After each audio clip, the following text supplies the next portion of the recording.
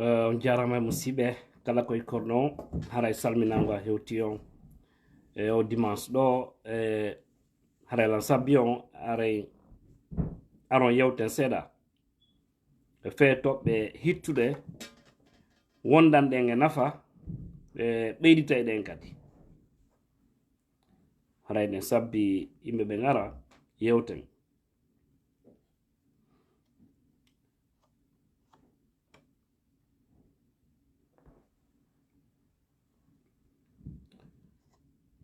Voilà.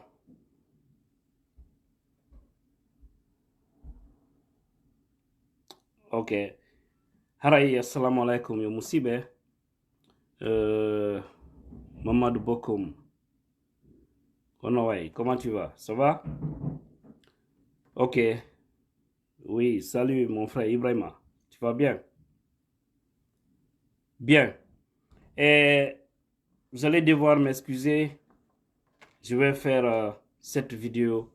en poulard, en grande partie en poulard. Way koto Cerno Mamadou kono way haray nelanga yottikerañal barka buy mi jitituma noddutugol Cerno Mamadou Bronze Queens. Je suis de l'axe. Timaba, comment ça va? Bien. Haray musidɓe on yafoto yewten ɗo fi toɓɓe tati wondanɗen e nafa parce que ko fewnden ɗo hande ko ma jittindiren piiji ɗin himɓe ɓen anda tigi tigi ko duwa wadde, himɓe ɓen anda ko fewndi hentina hakkilji jama men on. Haray ɗum ko wondi e haqiqa ko wondanen fof men neema. E haray noon ko toɓɓe tati marɗen ko yewten ɗo wano mi yewtir noon. Toɓɓe ɗaranen ɗen ɗo haray ko fii ngulaamu fewndiingu yewtereji no ɗuuɗi e muɗum en yi e nde Ousmane Kaba e Alaji Sellu en e honno o collectif nde mojo bere nde ɓe siñcine e ɓaali en yi haala fuɗɗike immade hakkunde maɓɓe ton. En yi kadi wano wonir noon Lansana Kouyaté artila Guinée. E wano wonir noon politicien ɓe buy deƴƴunoɓe feero wuluno feendo tawno ko finkari dartete ɓen fof hande udditi hundukoji maɓɓe ɓe naati e yewtereji sago maɓɓe kadi kala ko sendete ko yoɓe wonu yeeso koyo taw ko kamɓe hunete. Donc haray e yewta fi ɗum ɗon ko homɓe jokkinini négociugol fi no hendoro laamu ngun ɓaawo to ɓe soriɓe ɗo si immike.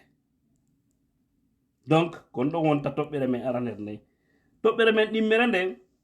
haray ko o procureur jo inneteɗo Charles Wright. Alphonse Charles Alphonse Wright sikki ko ɗon inde nden wiyete ɗum ko procureur jo ka cour d'appel Conakry. Haray himo eɓɓiɗo hunde wondanden e nafa, wondande leydi ndin e ɓantal, wondande leydi ndin e moƴƴere tentinima himɓe doola ɓen e saayi laamu Alpha Condé. Haray noon mi toriki on ko yon senditan en vidéo on no ɓuri yajirde ɓayi ɗon andi pasan on mi wolanni on himo waɗa e restriction ko ɗum woɓɓe innalam mi waɗa e live ɓe ala yiide kenen ɓe yiwora c'est trop tard. Donc ko restriction ɓe waɗanimmi Facebook no waɗanimmi restriction ɗiɗi ɓe itti aranon wo avril ɗimmo on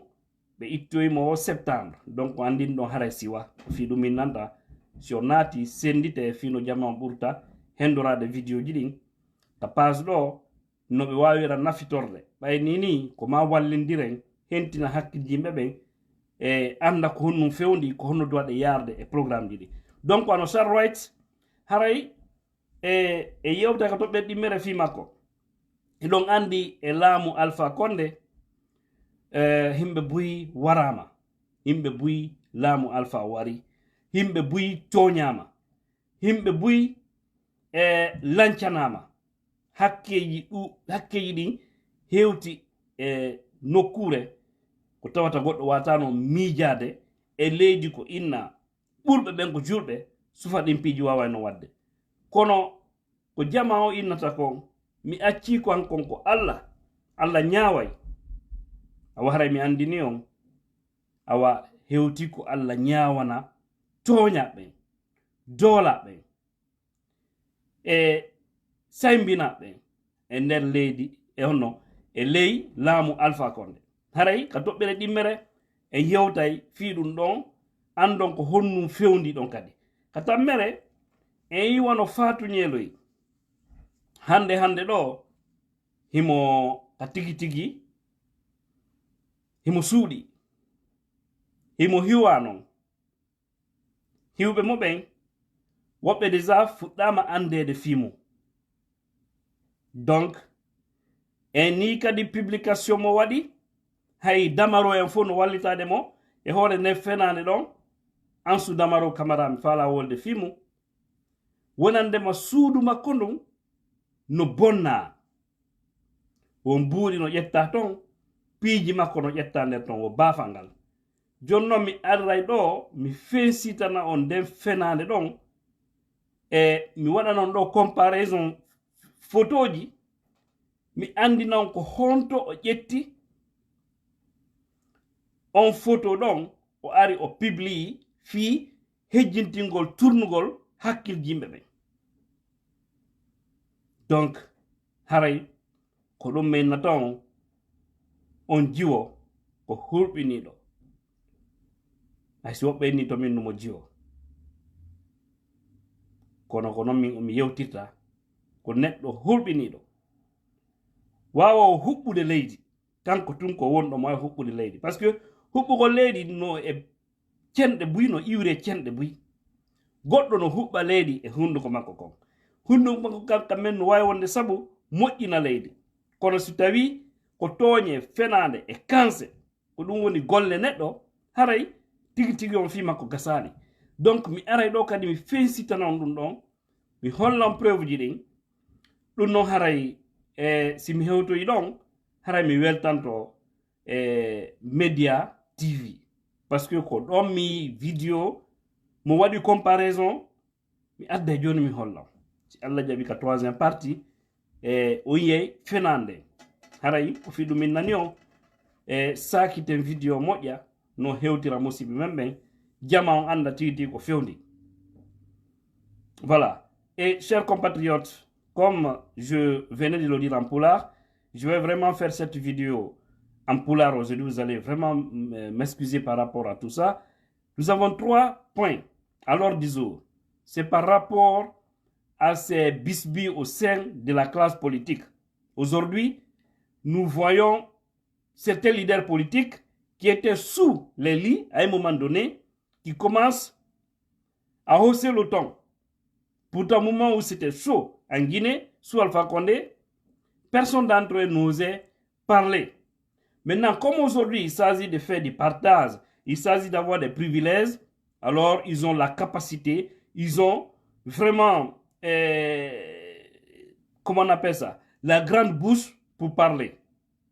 Donc, et nous savons aussi qu'il y a certaines choses qui se planifient actuellement. Donc, nous allons aussi déballer ça, mais je suis vraiment désolé, je vais faire en grande partie en poulard. Et voilà, après ce sujet, nous allons parler de cette grande décision de Charles Wright, le procureur auprès de la Cour d'appel, qui a donné instruction à tous les procureurs relevant de sa juridiction, relevant de ses compétences, lui, Charles Wright, a engagé sans délai, des poursuites judiciaires contre tous ceux qui ont, sous Alpha Condé, ont participé de près ou de loin à la tuerie des pauvres citoyens qui ont ôté la vie des citoyens sous le régime Alpha Condé. Donc, Et ça, il dit que ça sera tolérance zéro. Et là, nous connaissons ceux qui étaient devant. Nous les connaissons, donc c'est très facile de trancher par rapport à ce sujet. Les CMIS, les commandants des CMIS, qui pilotaient les hommes en tenue dans les quartiers pour aller commettre des bavures, ces gens-là sont connus. Donc, également, nous connaissons du côté aussi de la gendarmerie ceux qui étaient sur le terrain. Donc, c'est très facile à régler ce problème-là. Donc, les procureurs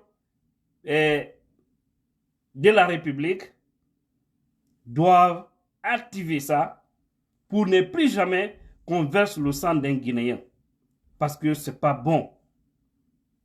On peut manifester, tout citoyen a le droit de manifester. Mais pourquoi ôter la vie d'un citoyen? Ils l'ont fait par haine, ils l'ont fait par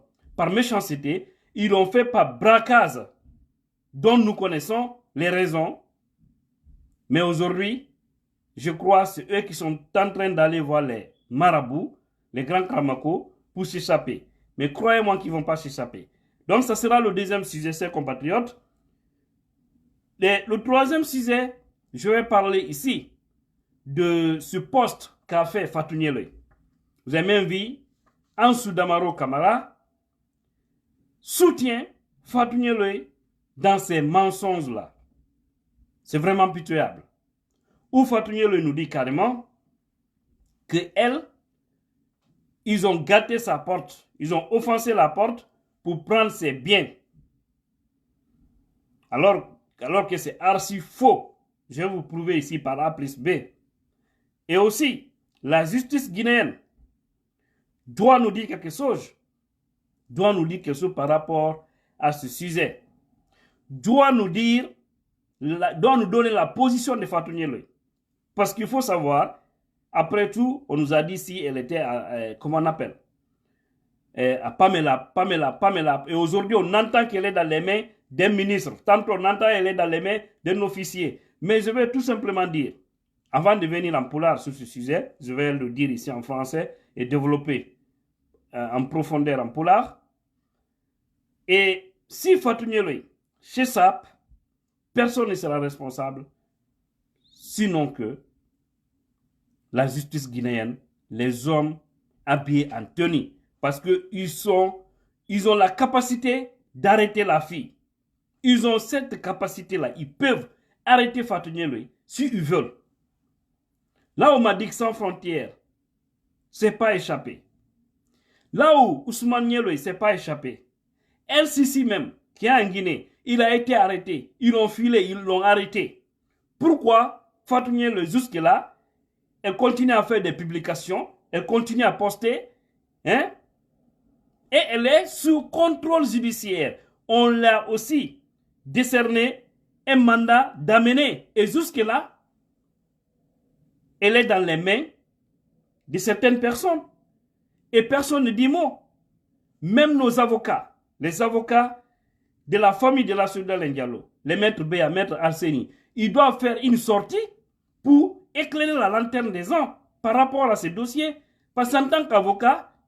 ils ont le droit de connaître où se trouve la fille. Et s'ils ne sont pas au courant, ils doivent venir dire publiquement, la fille n'est pas là et comment elle s'est échappée. Il faut qu'ils viennent aussi édifier les gens. C'est extrêmement important par rapport à tout ça. Donc, c'est ce deuxième sujet qu'on va développer ici. Partagez-moi la vidéo parce que ma page est sur restriction. Voilà, les gens ne reçoivent pas au même moment ma vidéo. J'ai des sanctions avec Facebook. Donc, mais bientôt ça va finir. C'est pourquoi souvent je vous demande de partager pour donner plus d'audience avant que tout soit ouvert. Alors, ça, je vais développer ça largement en poulard tout de suite, mais je vais dire seulement la justice guinéenne. Aujourd'hui, Colonel Doumbouya a une bonne volonté. Charles Wright, le procureur, a une bonne volonté pour que ça puisse marcher. Mais il y a des complices qui sont en train de protéger les malfaiteurs. Mais croyez-moi, si la fille a arrivé à s'échapper, je vous dis, ça sera le plus gros échec de la justice, de la réforme de la justice. Parce que vous ne pouvez pas nous dire qu'une personne est sous contrôle judiciaire et que vous refusez de prendre de récupérer son passeport. Normalement, son passeport devrait être dans les mains de la justice. Et si aujourd'hui, elle parvient à fuir, je sais par quelle frontière, parce qu'en tout cas, ce n'est pas par l'aéroport. Elle n'est pas folle pour passer par l'aéroport. Donc, il y a des gens, des anciens ministres, des hauts cadres qui sont en train de la protéger. Des hauts officiers qui sont en train de la protéger. Sinon, là où tous les autres n'ont pas échappé, c'est envoyez-moi les cœurs. Envoyez-moi les cœurs, s'il vous plaît. Je vois ici les, comment on appelle ça, les coques jaunes là. Les coques jaunes viennent ici pour perturber la vidéo. Envoyez-moi les cœurs, s'il vous plaît. Coques jaunes cravatés. Avec, je ne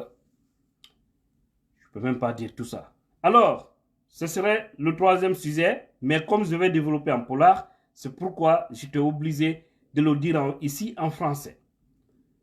Le cas de Fatou Nyerwe là, il faut que ce soit clair. Elle a dit qu'on a défoncé sa porte, c'est faux, archi faux. Je vais vous prouver ici, par A plus B, à travers des photos de comparaison, pour vous faire comprendre et pour que vous sachiez que tout ce qu'elle a dit, ce sont des mensonges. Purement que des mensonges. Alors, il faut faire beaucoup attention à tout ce que cette fille-là fait, parce qu'elle peut facilement brûler un pays. Une personne qui utilise sa plume ou qui utilise sa bouche pour créer la confusion dans un pays est vraiment une personne qu'on doit beaucoup se méfier. Donc, la justice guinéenne, elle est alertée. Si la fille là arrive à s'échapper, je vous assure, les autorités guinéennes, franchement, auront un compte à rendre. La justice guinéenne nous dira, et Charles Wright, c'est ici, il doit taper sur la table. Il doit interpeller le juge du tribunal de première instance de Dixon. Parce qu'on a interpellé plusieurs fois la fille. Elle a refusé de se présenter. Et aujourd'hui, elle dit qu'elle a raison, mais elle fuit la justice. Qui sont ses complices? Qui sont ceux-là qui l'ont aidé à s'enfuir à partir de l'immeuble où elle résidait? Parce qu'il y a des vigiles, il y a les gardiens. Il y a des gardiens là-bas. J'aurais même appris qu'il y a des, je ne sais pas si c'est un vigile ou deux, qui ont été arrêtés. Je ne sais pas si c'est vrai ou faux, selon en tout cas Damaro. Donc, mais vous savez, les informations, il faut des fois s'en méfier. Parce que Damaro, qui se permet de soutenir Fatou dans cette situation-là, franchement, vous comprenez comment ces gens-là sont. C'est grave. Maintenant, vous partez, vous écoutez des gens pareils. Damaro qui s'est levé ici, dire que Fatou est une mythomane, tout ce qu'elle a dit, c'est faux. Et aujourd'hui, tu te lèves pour venir soutenir la même personne. C'est vraiment triste. Mon gars, tu dois sortir dans tout ça, Damaro. Damaro, ikanka bouro. Aujourd'hui, toutes les personnes conscientes qui soutenaient la fille là ont arrêté parce qu'ils ont compris, et elles ont compris, ces personnes-là, qu'elle est sur le mauvais chemin. Qu'elle est sur le mauvais chemin. Hein? Si elle avait raison, elle ne devrait pas fuir la justice. Alors, les frontières là, nos compatriotes qui sont tout au long de nos frontières là, veillez, parce que vous êtes, c'est-à-dire faites-vous des équipes à tout moment, contrôler, vérifier. Pas même pas maintenant seulement, hein, parce qu'on peut la faire sortir vers le Mali. C'est possible. Ou vers la Côte d'Ivoire. C'est possible. Donc, veillez sur tout ça. Soyez vigilants pour que, quand vous voyez Fatou Nyerwe, vous l'arrêtez. Vous l'arrêtez même si elle est avec des militaires. Criez son nom au plus haut niveau. Elle est là, elle est là. Arrêtez-la. Ça va créer de la polémique. Vous allez réussir à mettre main sur elle et la donner aux autorités. Pas pour la frapper. Ne la touchez pas. Ne la frappez pas. Mais vous devez être vraiment des vrais complices pour son arrestation. Vous devez veiller.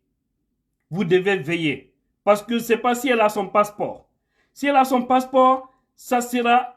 la plus grosse erreur de la justice guinéenne. Voilà. Donc, que cela aussi soit clair. Donc, Charles Wright doit taper sur la table contre ses procureurs, contre ces magistrats, ces juges et même les procureurs de la République. Parce qu'il y a des complicités. Et surtout l'ancien régime a une complicité là-dedans. Alors, c'est ça, c'est ce que je voudrais dire. Maintenant, nous allons développer ça. Vous allez m'excuser, nous serons vraiment en polar. Parce qu'il y a des choses à édifier autrement aussi. Il y a beaucoup qui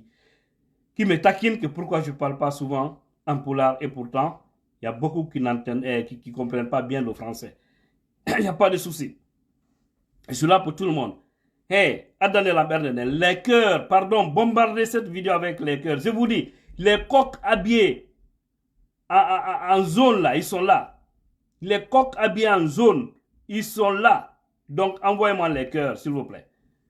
Voilà. Alors, comme on a de kondo musibe, quand on a ranere, harami fala tun yo jama on watan yili foto. Ilon andi hande, parti politique yidi. Il faut que je yalti kale itabe. Il faut que je wonobe ley dande fop yaltiti. Ha yawnobe dogi yawno few fop arti. Joni ko fi affaire lamu kono feno wulno feno ngaduno on saydon ko IFDZ e anada ko be wonno darta de lamu alfango hande si tawi se o dumajo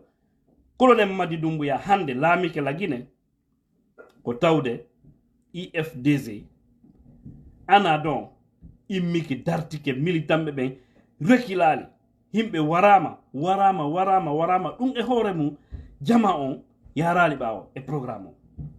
parce que hide mari vision himbe ngelo lamu alpha wari kon dum hartali bembitimu so nama yombe ben yaltime ben hebi détermination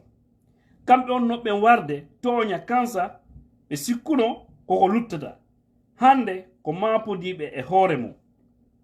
ko don fewnda jonnon e fo pays ko a honto e IFDZ parti men on yida so minni parti men on haray ko yimbe tawata be no windi e IFDZ parce que min ko ton mi tawa landire kadi buy wonbe landarde do haray ko on parti don tawa joni non e innama do fi wonugol tout simple porte parole fi yawgol yewtida e sori ben e ko docteur Ousmane Kaba wadi ko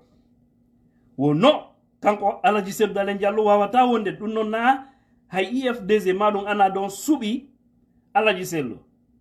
ko Mamadou Silla patrona onno indi joni bay hande ko wona do lamu ngon ko hombo buri marde intérêt e fi affaire en transition selon no yewtir non wo haray ko Alaji Seydou Dalen Diallo donc haray kambe be andi si sellu représenter opposition on si o yeyi o wola nay Doumbouya ko o nanata e kadi o watta négociation e mudum parce que yare mo andi si transition o moƴƴi no haniri non haray kanko Alaji Seydou Dalen Diallo mo mari nafay mo donc yewtirano oɗa maƴi to Ousmane Kaba o maƴi woni no o kanko ɗum watta kanko e Seydou Dalen ko leader jo ɓurɗo andede marɗo position ko gonga joni noon wo kamɓe il faut que goɗɗo goo e maɓɓe toon tawata wona andaɗo moƴƴa on ɗon yo adde waɗa yeeso ɗo on ɗon wona porte parole donc parce que wo kanko si Alaji Seydou Dalen Diallo woni ɗon comme porte parole haray wo haray moƴƴa ko fiyonno nani ɗum moƴƴa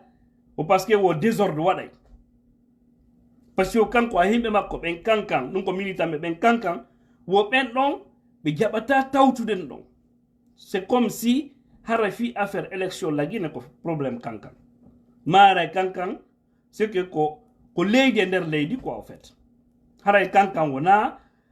e sariyaji lagine ɗi woni rewde donc o yewtiri noon ɗum créi toon polémique moƴƴa ko andingol jama on ko ha honto e woni ɓeɓe faalaka yo Alaji Seydou Dalen Diallo ardondi leydi ko non woniri yo musidɓe yo won noon kadi men ko anduɗon laaɓa noon poy ko on politique ɓe jogitti on politique ɓe jogiti haray sakitan en video moƴƴa no jamma on ɓurta irdemo fama fi makko donc on politique ɓe jogiti fi waylutugol on programme ɗon fi haray Alaji Seydou Dalein Diallo ardaki leydi komi wono yewde ɗo ni o yiwano Lansana Kouyaté immike arti lagine duuɓi jeelu ala lagine o yi hande RPG ko fewndi ɗon hiɓe ronki heɓugol aden goto laaɓuɗo e nder maɓɓe ɓe marde cadre ɓe ronku aden goto laaɓuɗo wawowo ardade parti maɓɓe on par ce que discussion jiɗin no ɗuuɗi ton nini hakkunde maɓɓe ko wuli kay mo kala woɓɓe nunude ko kasori ɓe wolde ton fi woɓɓe mais ɓurɓe ɓe maɓɓe ko kasori faala yo wonu yeeso joni noon musidɓe andite kasori ko fawi guinéyemɓe ɓe andite tooñe ko kasori waɗi e nder leydi innowo kanko wo ordon no ɓuranimo sariya leydi seki kamɓe ɓe waɗa no ɓe faalira noon ɗum ɗon no ɓuri sariya leydi dardo ni piya himɓe soka wara ɗum ɗon kanko no ɓurani on par ce que so inni ordre maɓɓe on ko ɗum woni ordre maɓɓe on ko waɗugol piiji jama on wano ko ɓe waɗi kon e ley laamu Alpha Condé donc kanko wonɗon no ɓuranimo joni noon ko on ɓe woni gurdu gardanade ton fi no wonira hoore parti maɓɓe on donc situation on himo ŋaɗi key hakkude maɓɓe ton e kamɓe noon o collectif innaɗo ɗo collectif parti politique ɓe koko créa ɗo fi yoɓe fof maɓɓe ɓe wonu hunde wotere fino ɓe wawira wolirde konngol gotol déjà ɓe fuɗɗike sortindirde ton koyɗe ko mono yewde ɗo ni hiɓe gere woɓɓe maɓɓe komin humpiti hiɓe gere créugol bloc go ɓe ndaara so tawi ko Lansana Kouyaté ɓe wawata wadde hoore maɓɓe nandi ko dartoyo ɓe kadi ka RPG no inude si yaroyi noon ɓe ƴettay kamɓe kadi ligne maɓɓe on ɓe tawtina on ɗon ɓaare kamɓe on ɓe andi ɓe wawata artude ka laamu kono ko ma ɓe heɓa kamɓe on ton hoorejo mo ɓe wawata hoolade joni noon hiɓe juuɗe ɗum ɗon ndaara kadi so tawi ɓe wawa waɗide négociation ji façon go kono pour le moment ɓe ala suusude yawgol e colonel Doumbouya wano no ɓe gerduno noon e tan Sékouba Konaté innugol haray yo waɗu jeu faveur kono min nayo musidɓe yo hakkilmo hentino gollen golle men ɗen ko hani kon waɗen ɗum woto goɗɗo maƴu ɗum woto goɗɗo hulu ɗum parti on no wadde kañum golle mum ɗen ko woni wandi piiji ɗin fof wawetake arede wensiteɗo on andi darnowo suudu arata ñando inna yeelan darnude hande langa dal arano ma nono mi gayni ila ñappude ilan wadde crépissage on lan wadde tolje ɗen no mi gaynin ɗon fof mi naadi karo o wolata kono ɓahara kanko mo wadde golle makko ɗen Sékouba Silla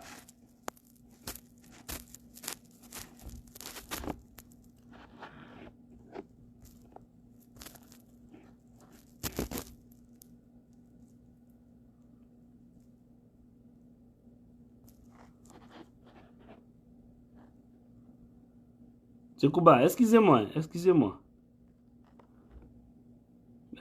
suis en train.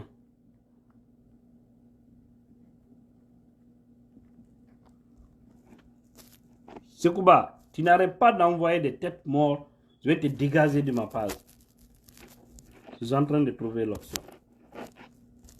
Ok. Voilà. Haray musibe, on mi yewtiron non. E comme programme ɓe jokki kono mi innay on woni Kouyaté woni Ousmane Kaba woni Kasori jente moƴƴa woni Faya Milmono kala wonɗo hakkunde maɓɓe on ton so ɓe inniɓe wadde bloc contre men so min ni contre men ɗum ko contre IFDG ana don koto goɗɗo maƴu wonen tranquille ka hakkil mo waɗe golle onon ko wawɗon ko parti on kañum no jokki wonɓe ɓen kadi wallitade ka yaasi ga fino piiji ɗin laaɓira ka meɗen ɓen non kan no jokki on faami donc woton sikku hande ko fewndi ɗo élection waɗete lagine ɓe inna ɗo en tout cas no wonirni sondage ɗi no wonirno no position IFDG on wonirno way mamba comment ça va position ji ɗin wayirino goɗɗo wawata heɓude courage inna en hande leader jo no gañi hoore Alaji Seydou Dalein Diallo woton sabbo ɗum ɗum woto maƴingon ɗum woto bonnu hakkil mo fi haray Kuyate arti fi haray Ousmane Kaba no ƴetti opposition ɗo fi haray ɓe faala kadi créé des ancien systéme ɓe waɗi on par ce que son yi ɗum fof min mi woltike monnaie on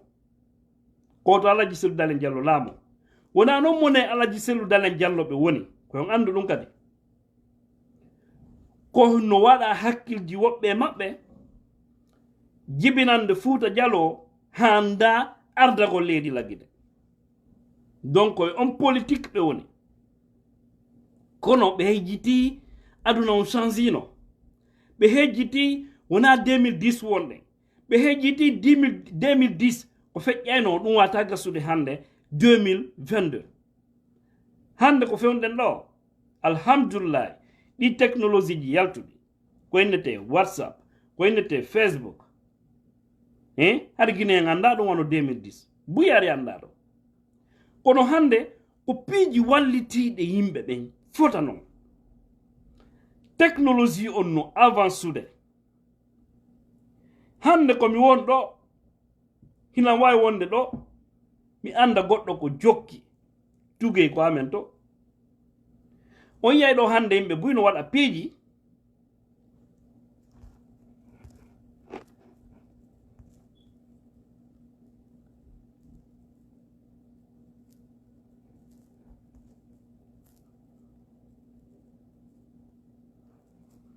bien c'est Kuba toi je t'ai reporté sur Facebook c'est automatique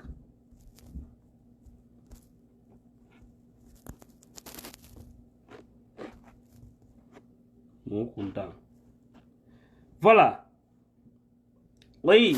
donc on yiya himɓe hande no waɗa ɗo piiji mais piiji hulɓiniɗi ko fi ɗum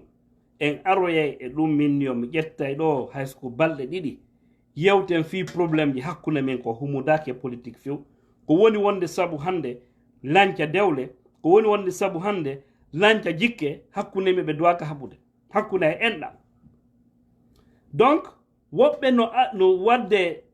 no installe de application woye téléphone surtout o iPhone rene photo e iPhone ɗiɗi lan wawi jo sode ɗo iPhone mi installe a mejjitono application ko innete mi ɗaɓɓita inde makko mo mejjiti ko mon ɗo nini mi installe amo ka téléphone ma an mi waɗanimi coordonné jan ɗin nder ton mi jonnama téléphone o kala ko jokkuɗa mi anday kala ko jokkuɗa mi anday kala ko yawɗa mi anday kala ko waɗɗa mi anday on yiya yimɓe jooɗiɓe leyɗe ɗo hiɓe waɗa ɗum rewɓe maɓɓe wonɓe Afrique c'est très grave sa hola goɗɗo ton wondu buyno wadde ɗum mais no hurɓini par ce que ko addata hutare hakkunde yimɓe mais ɓayna sujet o noon en artu e feeɗi ɗen toɓɓe fof donc haray ko andi ngol on technologie on hande ko won ɗon ko fewndi ɗon goɗɗo wawata innude wujjanay goɗɗo seke ɗum wona hakkude maɓɓe ton gasata so yi Alpha yani système mo IFDG joƴƴino on e ana ɗon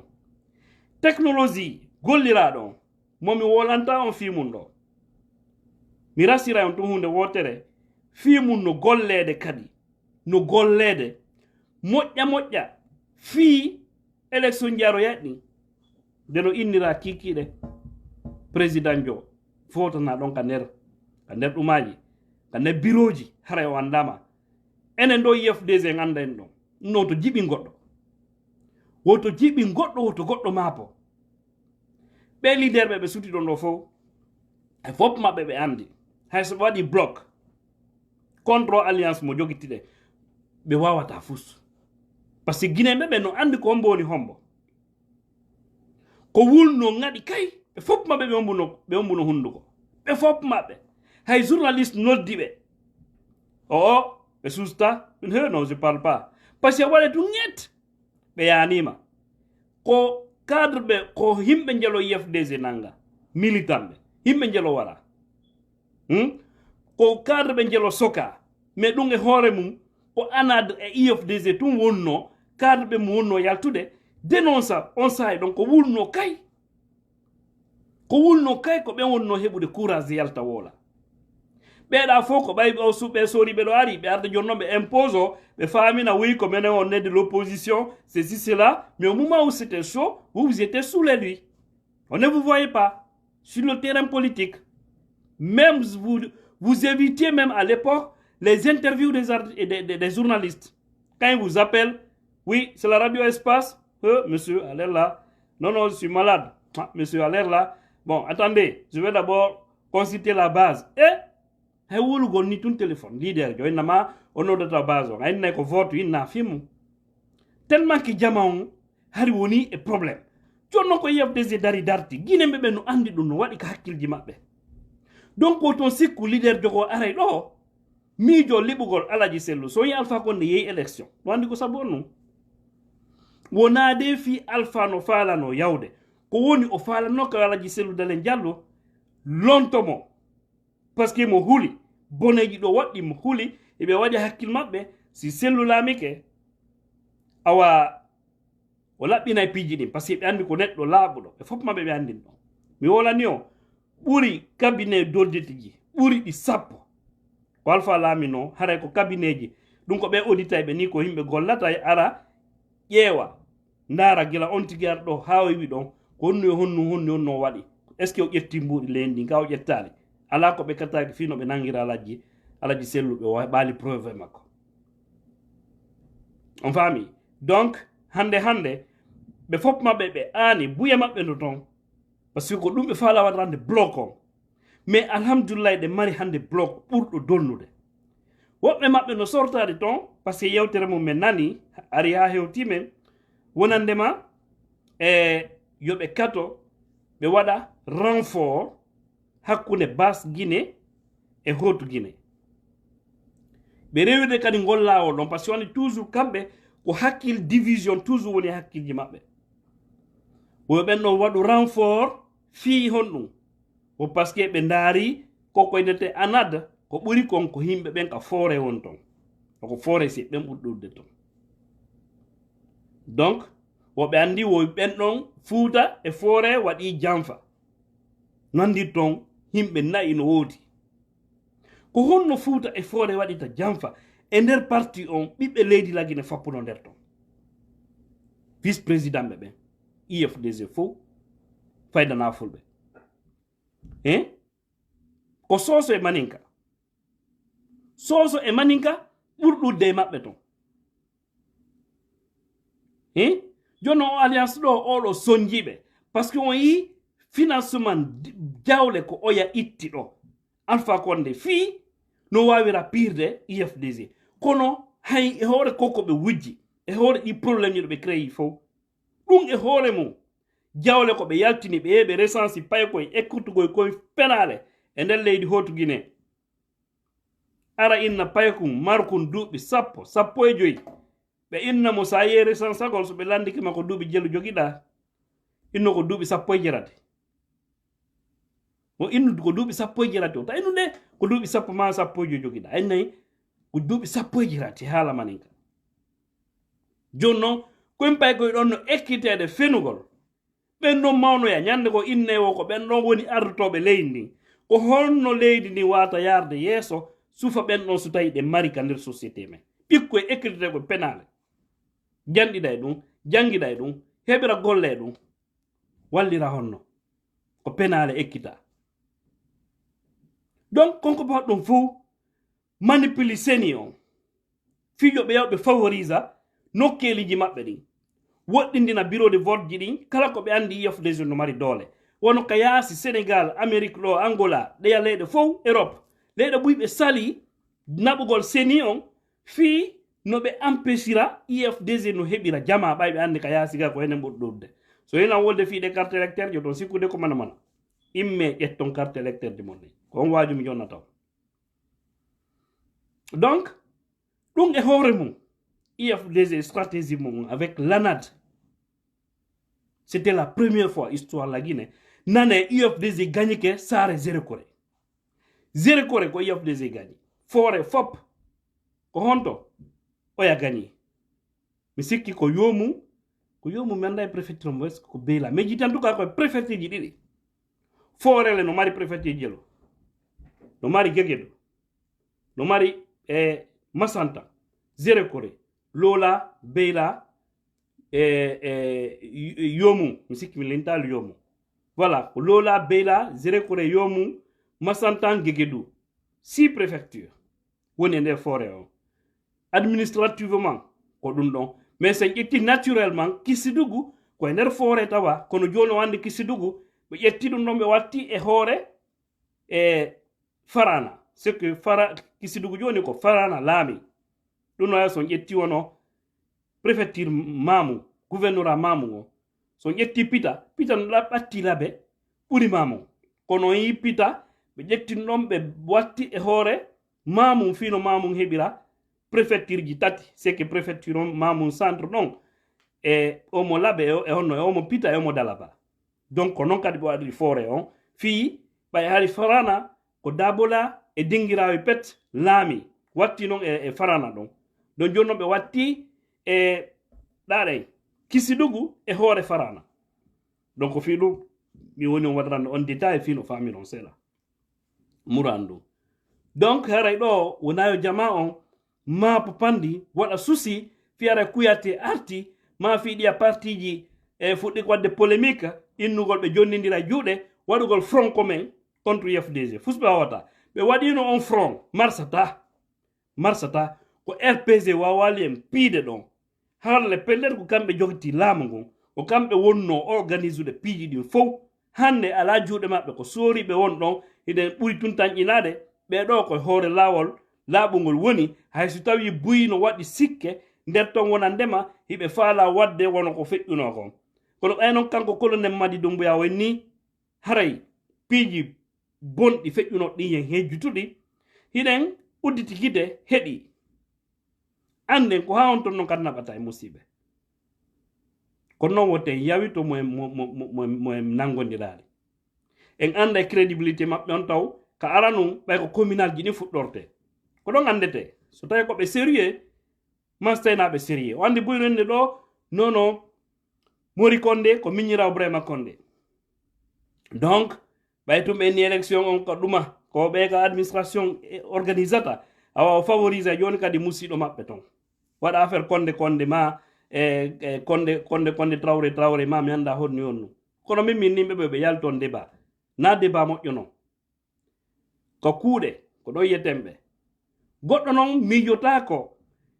e trikugol élection e leydi o sikka ɓuttay ɗum watta ɗum feƴƴino min yo so yi Alpha yani ko ɗum ko IFDG tamuno ɗon ko menen gañi e ana ɗon ko ɗon tami ɗen bloqueɗen systéme o fof ka leyɗe Portugal meɗen andi wano fédération ji Amérique ɗin ko golle honnu waɗi fii addugol américain ɓen woto ɓe reconnaisse laamu Alpha ngum par ce que wona gonga preuve ji ɗin fof ɓe addana ɓe daari ɓe tawi oui c'est vrai so yi ambassadeur américain e Alpha hari ɓe welda tout récemment haro yewata yahe ko Alaji Seydou Dalein Diallo par ce que o yi preuve ji ɗin wi ko sellu laami joni noon sellu ni jaɓata jama on no tami ɗon desiri ɗon na ɗon liɓi Alpha ko ɗum affaiblissimo na fus liɓimo ko anade IFDG e hoore kadi ko liɓuɗen mo kon ko gonga men par ce que ko laamu ko heɓuɗen ko ɗum o wujji o haɓɓito jooɗo to hoore doole o jooɗonike doole go ari yittimo donc to goɗɗo miijo ɗo wona ndema ɓe jiiɓay transition e misal ma ɓe waɗa e ton affaire leƴƴi inna ɗo ɓayaray wono kamɓe ɓe mari ni lidde par ce que koko men o wolande koko ɓe woni yewtude hakkude maɓɓe ton kono kuyate be meji mo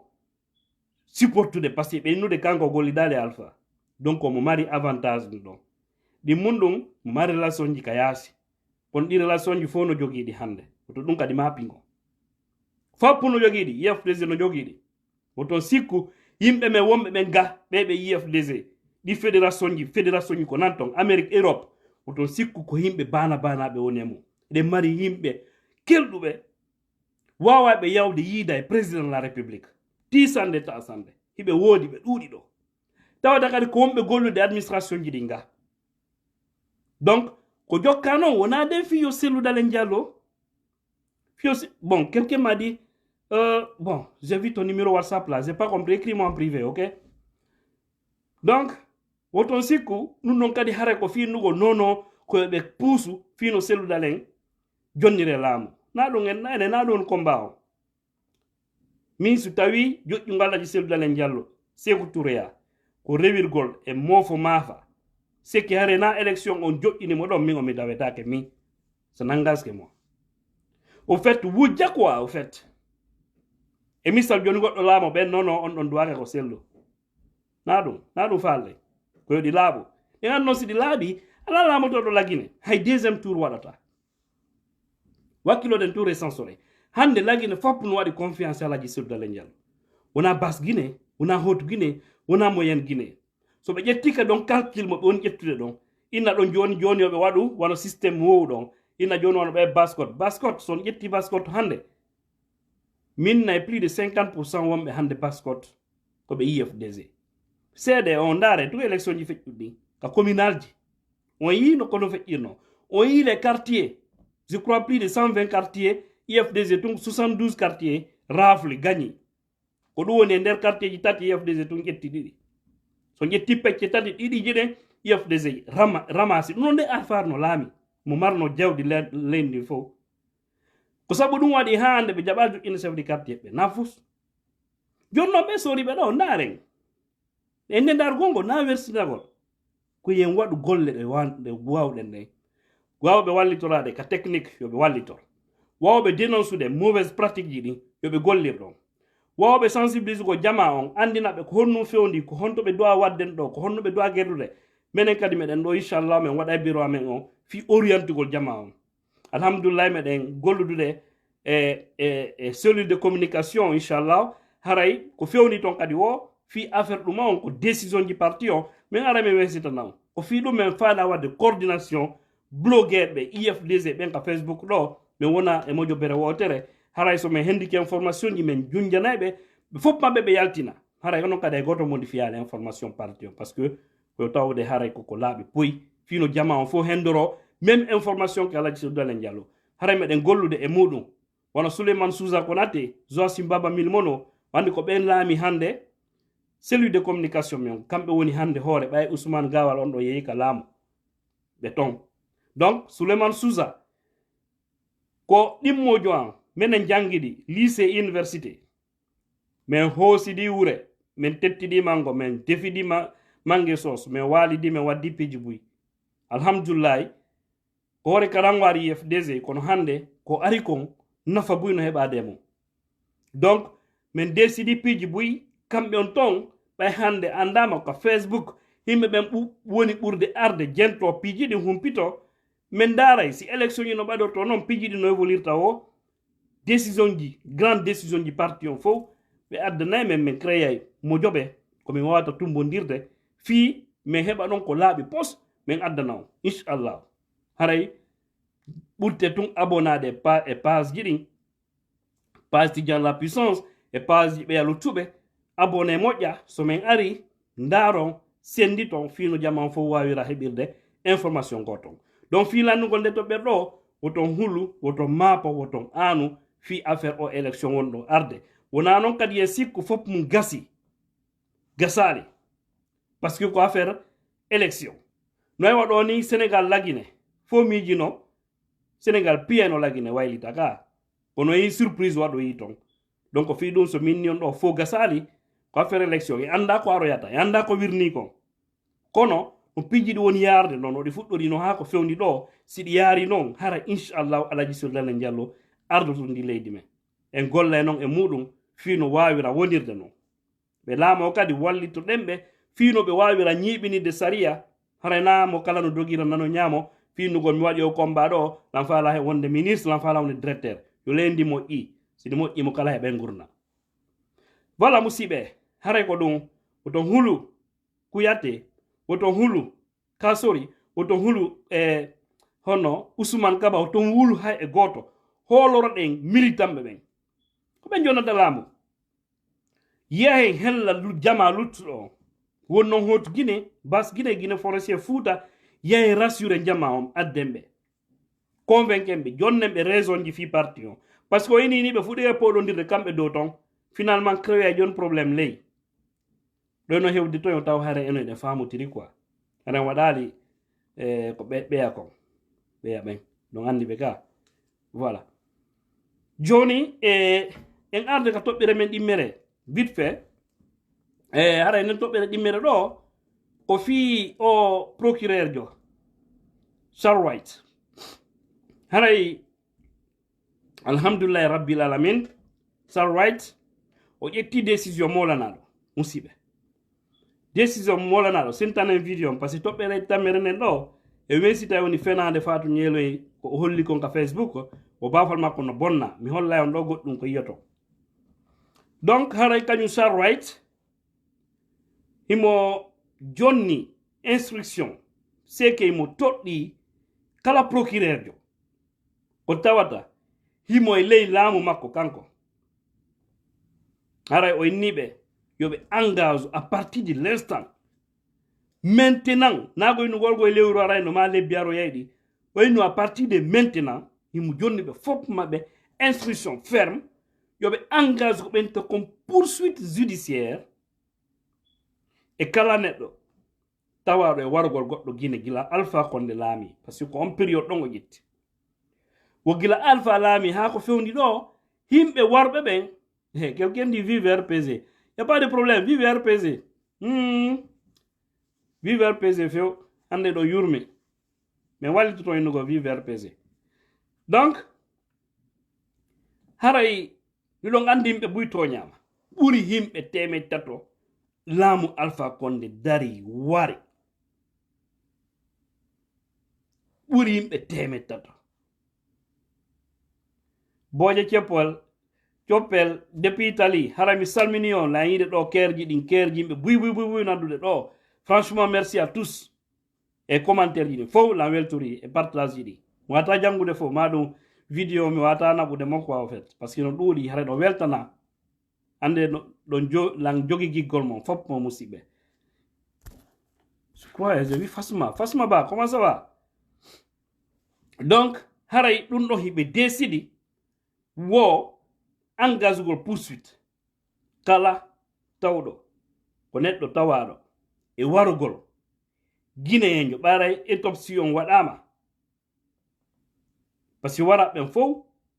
ɗo gandi ɓe yeyɓe ndaara say ko kure onti warira ma sina kure donc ɗi résultat ji ɗon donc mi sikki ɗum ko professeur Hussein o andi ɓen ɓe nanti inde e feeɗi piiji par ce que laamu Alpha toñeɗen har no ɗuuɗi donc haray ɓe ndaara ɗi résultat ji ɗon ɓe anda ko honto ɗen kure iwri par ce que haray unité ji ni fof pinkajo ko ɓe jogui kon kure ɗen fof no numéro ta yiɓe andi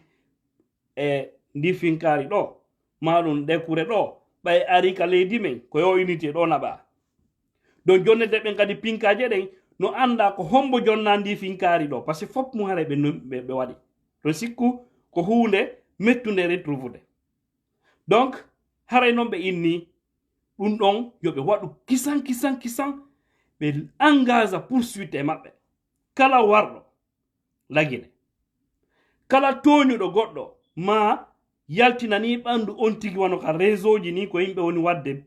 ono o ɗuma wirtugol ni neɗɗo sufa ɗin piiji ma ɗum en tout cas kala ko tawata yaada e sariya lendin tawata yimɓe waɗi e nder ɗi duuɓi feƴƴuɗi ɗo yoɓe yaltin tentinima noon fii ko yimɓe ɓen wara ko ɗum ɗon himo waɗi accent e muɗum ɗum ɗon woni tolérance ala haray en fof men koye supportu o procureur jo Charles Wright so yi etan alpha ko on non tum min non hebi courage condamné Ousmane Nielo 5 ans de prison sabu dum be ittimo do menamo be ittimo Conakry be nabimo dade be nabimo Dibreka comme juge de paix Dibreka ko ye kadi Dibreka ton ukkuno ton kadi condi hande yimbe yeya tere yimbe yeyade ngoto tere yimbe sappo tere ngoto ma créa ton confusion jafe lede ko yawno ton jittuno ton piji buy hande colonel Doumbouya artirimo comme procureur ka cour d'appel ko dum woni himo laami kala procureur be wombe e nder basse Guinée on e nder moyenne Guinée on parce que mi sikki la Guinée no mari cour d'appel gi didi ko omo Conakry e omo Kankan goddo wadi crime wadi piji sattudi wono e nder région forestière on fo so tawi be ndari on don ko wadi kon justice ay goto wata mo nyaawde nder Guinée forestière ko nammo Kankan parce que ko don cour d'appel woni e omo Conakry jonno mo Conakry kon don lami basse Guinée e moyenne Guinée donc kanko nongo inni haray yo procureur be fo memmino yo justice on wadu kisan laɓɓinte piiji ɗin laaɓa poy ñaamuɓe kadi jawle lendi laɓɓinte laaɓa poy ko ɗum min ni on ko Allah addi ko mbe sooriɓe hara yetten Allah moƴƴa par ce que action ji ɗi ɓon ƴettude ɗi ni siko civil jo karango watata ƴettirde pour un début parce que innete ko règlement innete ko ɗum e ɗum e ɗum déban ɗuuɗay mais ɓay tun ko soori e kadi ko musiɗo maɓɓe par ce que min ni musiɗo maɓɓe andite ɗo sawno ko pullo addano ɗon kono ɓe nata par ce que o yona ɓen traquede ni buy ko himɓe maninga c'est ça la vérité na wolgu afe leƴƴi mi wandi alpha ko non bonniri lendi ƴetti himɓe makko tun ko ɗum min nayno à l'époque toutes les personnes qui se laissent dans cette politique d'Alpha Condé c'est qu'il prend une communauté en grande partie pour les nommer à des postes et be toro de Allah be wala ko moƴƴi si wona ɗum demain ça va retomber sur eux ko ɗum fewndi ɗo hande hayno inneɗe hande colonel Doumbouya ko yimɓe makko tun waɗi nomi e poste ji stratégique e ɗuma min ni on ɗum ɗon fof wona calcul moƴƴo l'essentiel ko golle ko ɓe watta kon so ɓe waɗi golle moƴƴe y a pas de problème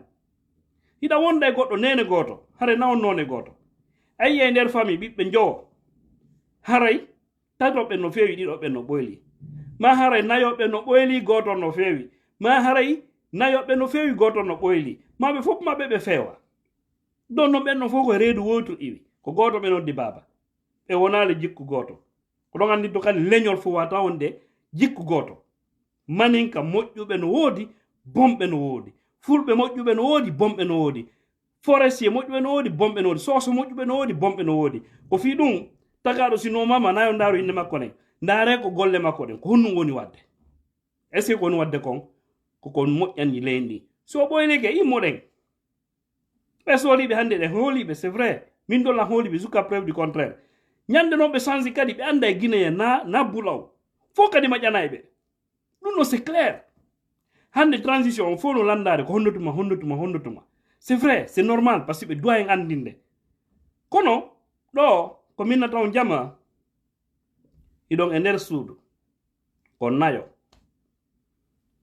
yente moƴƴa ko mono yewde kon ɗo ko on nayo ok Abraham Diallo thank you so much brother donc ko on nayo e nder suudu ndoru maayi e nder ndun suudu ɗon jente fota ndoru maayi ka nder suudu ko nayo nder ton joni e tatoɓɓen no ɗuddi kine mum ɗe no jogi kine ɗen on faami ɓe jogi kine ma ɓe waɗi ni goto on no jokkitin no nder ga no luuɓi no ndoru no ɗo ndoru maayi nder ɗo vraiment ɗum ɗo no soñji quoi franchement ɗum no waɗi wattitir ni est ce que ɗon faamude awa joni noon ɓen tatoɓe ɗon e on goto on ɗo wolde ɗon luurininaɓe fof woni soñjude par ce que wuulɗa ndi soñjete a woola ndi soñjete kono mi faala wolde hande lagina ni ko fewndi ɗo no ennede ko pullo Fuuta woni ɓurde ɗuɗɗinde haala ɓeeɗa fof no anndi piiji ɗi noon yarde noon kono ɓe ɗuuɗa haala ɓe arta ɓe wolta kamɓe ɓe ɗuuɗa haala kono noy ɓe anndi ko probléme goto marɗe joni noon ɓeeɗa fof ko fanki ɗon haɗi enen kadi fanke si fof waɗi semblant que ça va enen kadi waɗe semblant que ça va bien que woɓɓe hinnayi nono si waɗama ɗum ko enen bonanta honnum bonanta e si courant ari lagine ko enen tun arani si ndiyan ari ko enen tun arani si ɗate ɗatuɗe moƴƴinama e lendi ko enen tun haray ɗum arani hande ɗo ko Guinée en jelo e misal woni Amérique ma Europe ndaare ɗate ɓe labaɗe ndaare cuuɗi laɓɓe labaɓe ene ko américain tun hoɗi e ɗi cuuɗi o oye ko européen tun hoɗi e ɗin cuuɗi Europe to o oye Guinéen ɓe no ton sénégalais mauritanien bref façon jiɗi fof no ton si mi yalti ɗo ndaygu tappay ngulal ngu ko ngun ndaygu woti won tappude américain jo heɓaɗo ɗo hendu wifaynulan ɗum ko ɗum hendu ko américain jo ñamata kon ɗo ko ɗum mi ñamata silan faala parce que ɓe waɗi piiji ɗin fiyo fotan fof donc ko fiyon andu si moƴƴi moƴƴani fof ndara o building o nani ɗo building no hiite no nangi ɗo New York ɗe balɗe ɗo himɓe 19 maayi ɗum koye on building min mi loosuno harlan ton yon building gila mi wi ton waɗini hitande mi waɗi ɗon duuɓi 4 lanka building ɗo ka 6e étage yiite nge noon ko 4e ari nange 5e noon mi sikki ala ɗon ko wimbowel donc ça veut dire ko so iwino ɗon ko ka amen ɗon direct mais Allah e hijabu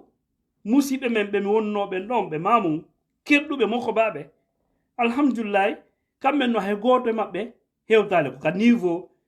rangé ɓeya tun hiite ngen arnangue ɓurɓe men ɗon noon ko gambien ɓe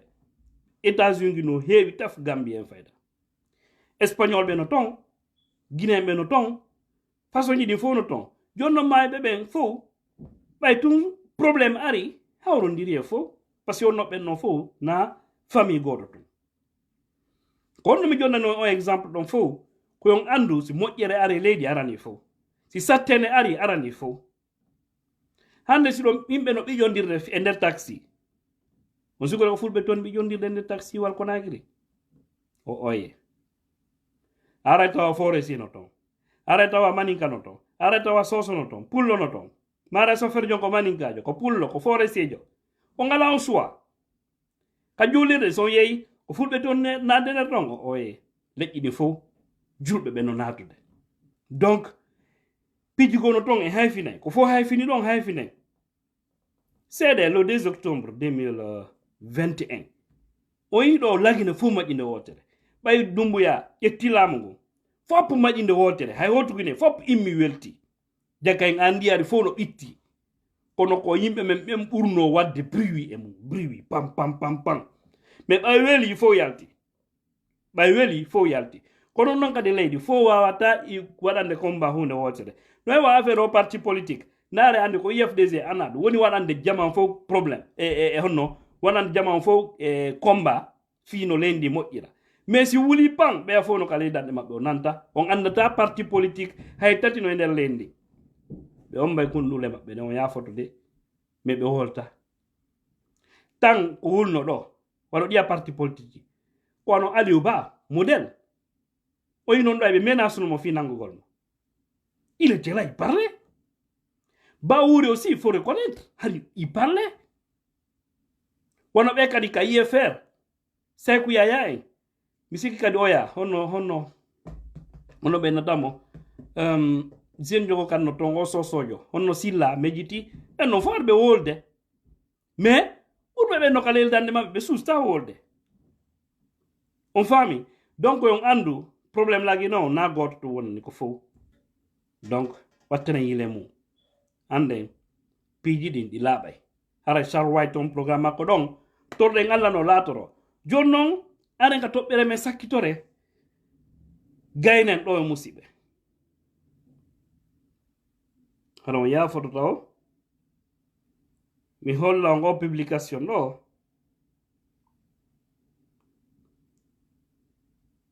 eno sikkude mben ko feedi quoi ma anda ko jokki o technologie wata fenande ɓe voilà o yi ɗo ɓe mbeɗa luminosité on o yi ɗo Fatou Ñeloy o yi o photo ɗo ka ndare moƴƴa o yi ko ɗo o publie woka makko no lanca ndare fota photo o ndare mo fota o yimo o yi koyngal oyangal ley ɗo o yi photo on ndare mo fota o yi kon ɗo waɗi so yeyni ka page makko o ndaari ko photo ɗo waɗi wo bafa makko ngal no lanca et puis moli ɗon koyngal goɗɗo ndare ɗo moƴƴa o yi o photo ɗo ok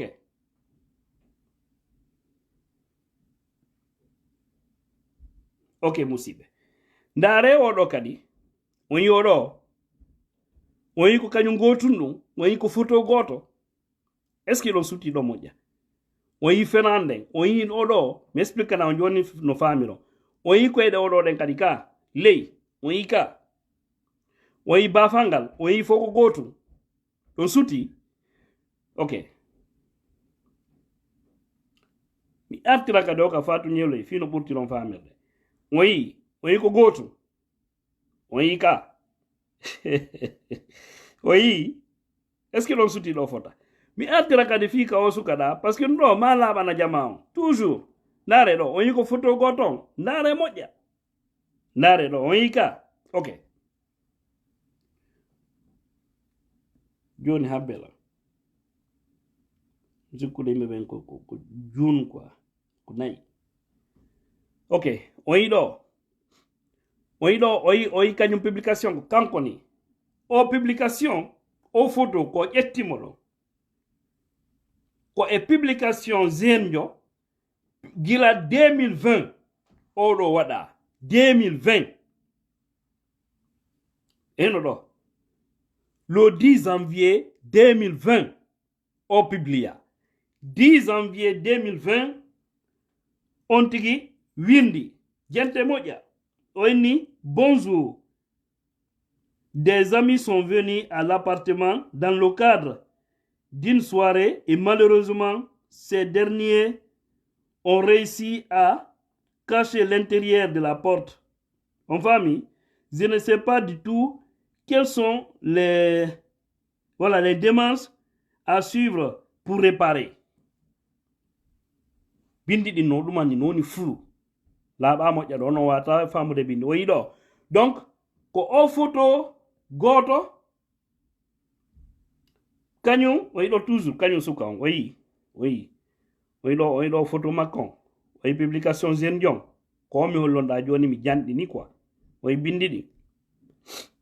donc musidɓe eyno fenande ko ɗo ɓe yeɓe tiiri woɓɓe go ɗo addalnan ɗum ka privé an mi ndaari mi tawi oui c'est vrai mi yehi google mi tappi no suka on indicri non ka vidéo par ce que ko o musiɗo honno ɓenatamo ko Média TV page Média TV ko ɗon ɓe yehi partageanilango vidéo mi ndaari on tigi yehi ka internet ceki ɗaɓɓiti i penale ko Fatou Ñeloy waɗi kon ɗo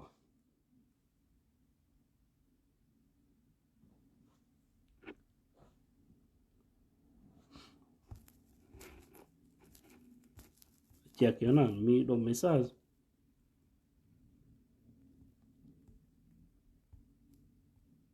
c'est pas facile ce message feƴƴi donc woyi no waɗi ɗon penale donc woyi ka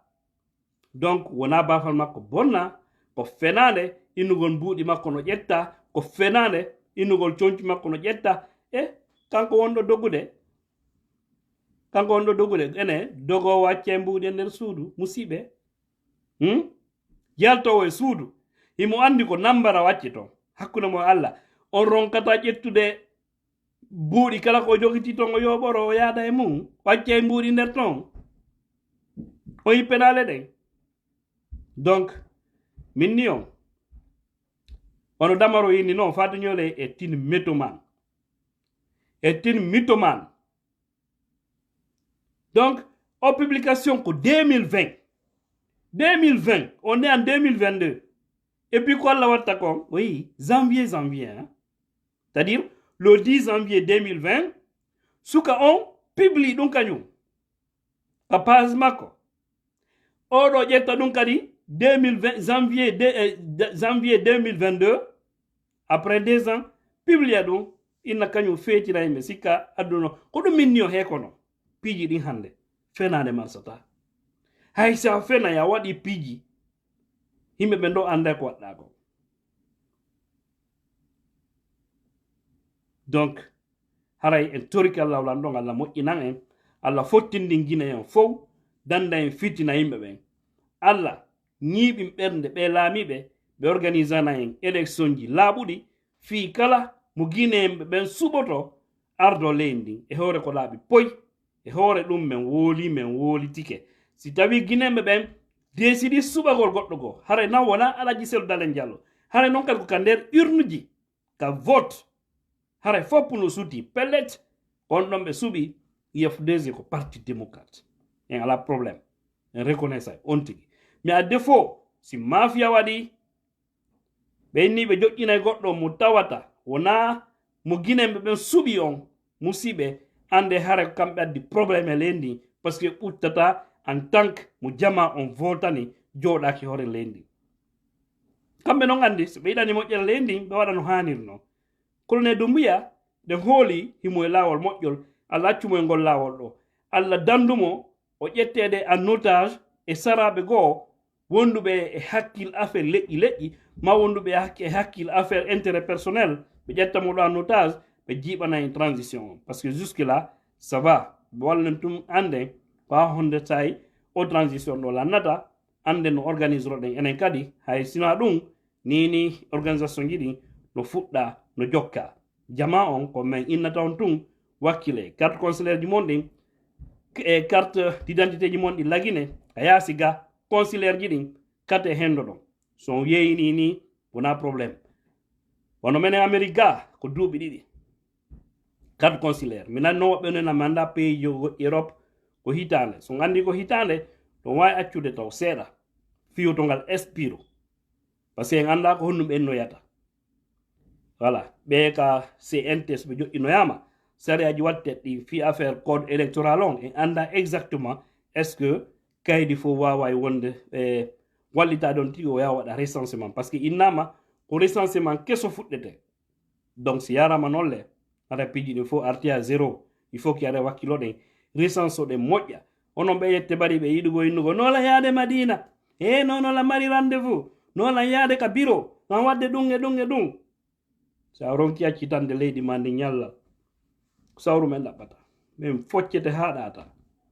sa wawi ha sarki accitango leydi ma aniɗa faala leader joma yo laamo an ronka heɓude ñallal gotal e nder lewru wallahi min foccete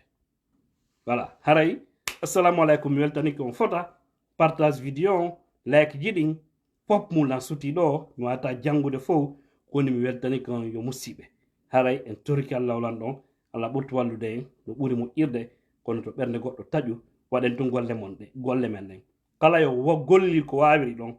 ka kramokojo ka talibajo jokku duwawuji ɗi Allah jaabinay ka itto sadaka ittu sadakaji ɗi Allah jaabinay ka gando ka anduɗo fi technique fi affaire élection ka anduɗo fi ballal gono ton wallitor ɗon ka technicien informaticien wallitor ɗon ka blogueur jo ɗa mari information ji ko jonnayimɓe ɓen finoyimɓe ɓen heɓira lawol moƴƴol wallitor ɗon kala ko wawirɗa wallitor ɗon Allah wulan ɗon wallay jonnodiren juuɗe on yeey yeeso welay haray assalamu aleykum